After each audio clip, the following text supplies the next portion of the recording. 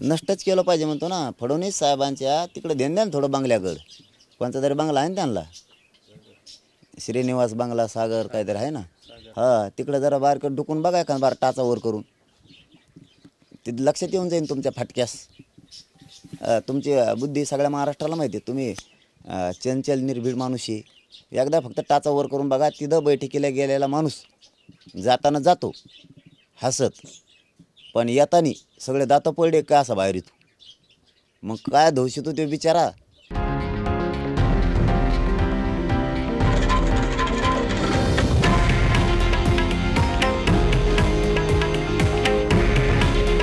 हे आहे देशातील नंबर 1 न्यूज नेटवर्क आणि आपण पाहत आहात TV9 मराठी.